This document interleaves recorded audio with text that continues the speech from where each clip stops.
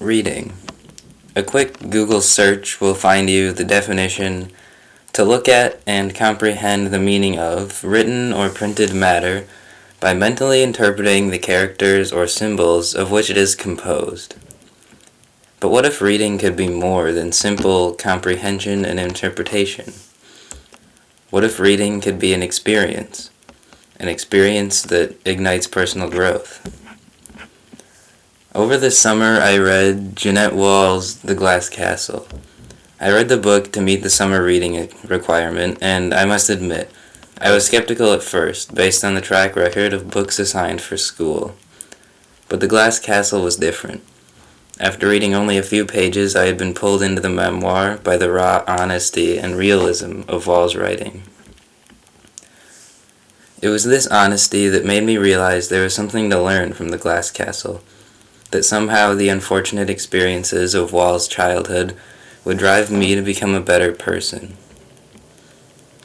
Jeannette Walls led a childhood riddled with hardships and unfortunate circumstances. She begins the story of her childhood with what she calls my earliest memory. Essentially, the memory consists of her having to make lunch for herself, at the young age of 3, I might add, because her mother is too busy working on her so-called art career. In the process of boiling hot dogs on the stove, young Jeannette's dress catches fire. Jeannette, her mother, and her younger brother, Brian, rush over to the neighbor's trailer to ask for a ride to the hospital, as Jeannette's father, Rex, had gone off in the car. After spending a few weeks in the hospital getting treatment for her full-body burns, which were not yet fully healed, her father breaks her out, with the classic Rex Walls-style checkout. At first, this memory may seem innocent enough, but it soon becomes evident that this is the story of her childhood.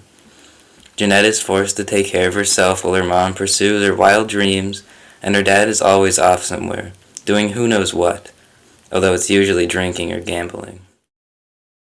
Throughout this book, I learned to be appreciative for what I have. I began to understand that what was once a simple convenience I took for granted, my stable and loving family, for example, now means so much more to me. Somehow, Jeannette had the strength and determination to push through the difficulties she faced as a young girl, growing up in a dysfunctional family, and I think there is something we can all learn from her story. At the end of the day, we will all go through hardships, and the true test of our will is whether or not we come out okay on the other side.